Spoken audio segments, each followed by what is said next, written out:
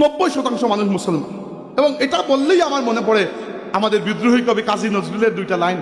আপনারা যদি খালেদ কবিতাটা পড়ে দেখেন, কাজী নজরুল ইসলাম একটা কবিতা আছে না, খালেদ পড়েছেন? না পড়লে আজকে গিয়ে সার্চ করে পড়বেন, গুগলে সার্চ করলে হ্যাঁ পড়েছেন।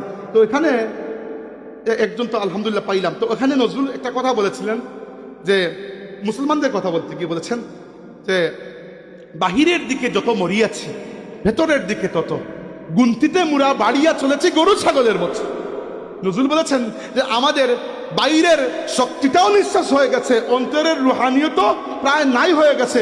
গুনতিতে মানে গণনায় খালি আমরা দুনিয়াতে 5 ভাগের 1 ভাগ।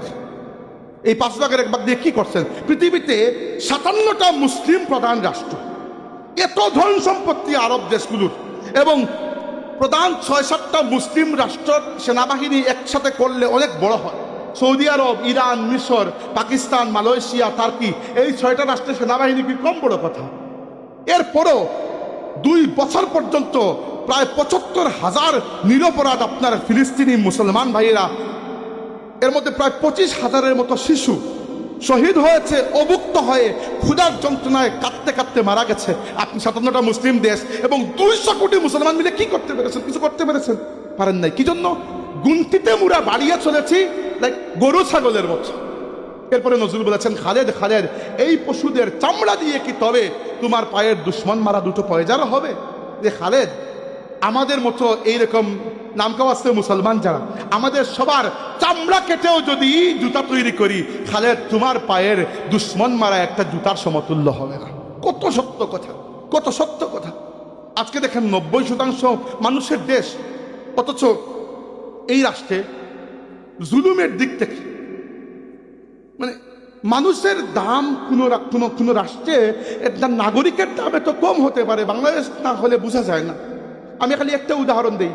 আমাদের ভাইয়েরা বিদেশ যান, কেউ খুব কম মানুষ বৈধ পথে যান, বেশিরভাগ মানুষ যেন অবৈধ পথে। এবং অবৈধ পথে এদের জীবন যন্ত্রণার কথা যদি আপনি শুনেন, কসম করে বলছে আপনি চোখের পানি আটকাতে পারবেন না। আমি শুনেছি, অসংখ্য যুবক আমাকে বলেছেন, ভাই মনে করে বলেছেন, ইতালিতে, ফ্রান্সে, স্পেনে, অনেক দেশে বলেছেন, যারা অবৈধ পথে বিদেশে যান। এর মধ্যে কতজন মানুষ রাস্তায় মারা পড়েন, কতজন মানুষ মাফিয়াদের হাতে ধরা খান, কতজন মানুষ ডাকাতের হাতে মারা যান, কতজন মানুষ কত পুলিশের হাতে মারা যান, কতজন মানুষ ঠান্ডায় বরফের মধ্যে মারা যান। মানে দুনিয়াতে দেখেন, আমেরিকায়, ইউরোপে একটা মানুষ মরলে হই হুল্লোড় শুরু হয়ে যায়। আর আমাদের দেশের মানুষের প্রাণের মূল্য এত কম। আমরা মুসলমান হয়ে, আপনি কি জানেন আল্লাহ নবী সাল্লাল্লাহু আলাইহি ওয়াসাল্লাম কাবা শরীফের দিকে ইঙ্গিত করে বলেছেন, হে কাবা, একজন মুমিনের মূল্য তোমার চাইতে বেশি। রাজনীতিও কিন্তু ইসলামের অন্তর্ভুক্ত। আমরা রাজনীতি বলতে খালি বুট মনে করি। বুট নিয়ে আমার বিলকুল আগ্রহ নাই। আমি ওপেনলি বলছি, আপনার যারা ইচ্ছা বুট দেন, শেষ, খালাস। এই বুট নিয়ে আমার কথা শেষ। আমার কথা হচ্ছে রাজনীতি কিন্তু অনেক বড় বিষয়। রাজনীতি খালি বুট নয়। আমরা রাজনীতি বলতে খালি বুট মনে করি।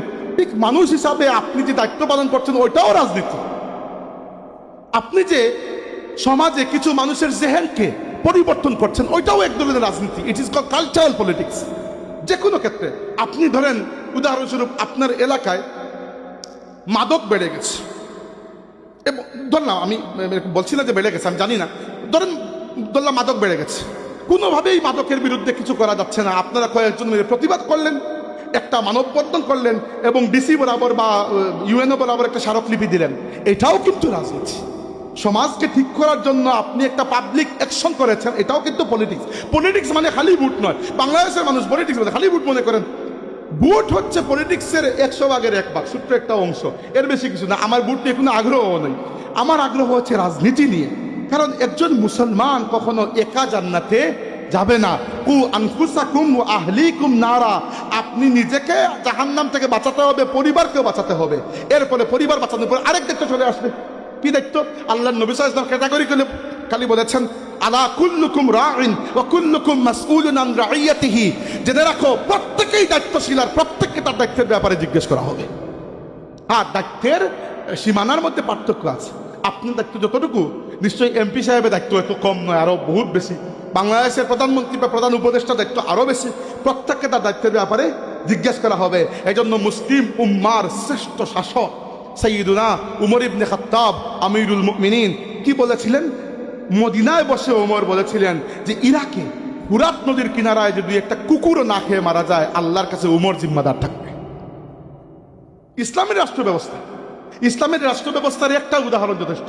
একবার মদিনায় এক ব্যক্তি আসলো, সম্ভবত পারস্য সাম্রাজ্যের একজন রাষ্ট্রদূত, পারস্য বাদশা তাকে পাঠিয়েছে একটা কাজে। সে এসে জিজ্ঞেস করলো, আইনা মালিকুকুম, তোমাদের রাজা কোথায়, তোমাদের বাদশা কই?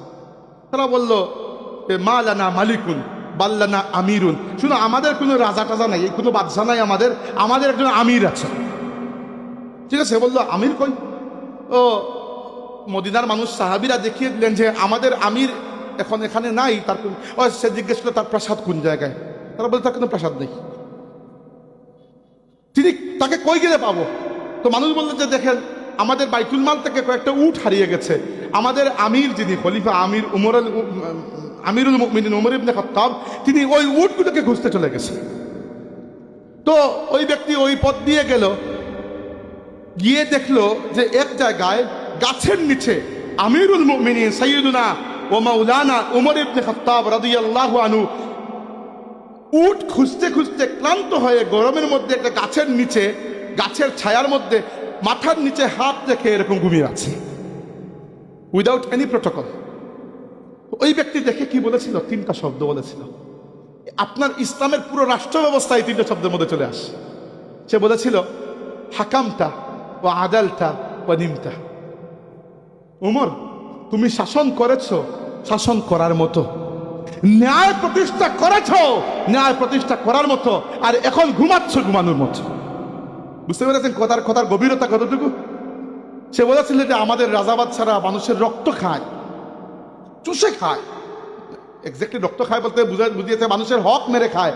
এজন্য এত বড় বড় প্রাসাদের ভেতরে এত সিকিউরিটি দিয়ে ভালো করে ঘুম আসে না। আর তুমি অর্ধ জাহানের খলিফা, একটা প্রাসাদ নাই, একজন সঙ্গী নাই, তোমার অফিস মসজিদে নববী, তুমি মসজিদে নববীতে বসে আঙ্গুল হেলিয়েছ, আর অর্ধ পৃথিবী ইসলামের ছায়া তলে চলে আসছে। এরপরে তুমি ঘুমাচ্ছ ঘুমানোর মতো, তুমি শান্তিতে ঘুমিয়েছ কোনো প্রোটোকল ছাড়া। আমাদেরটা এরকম পারবে না।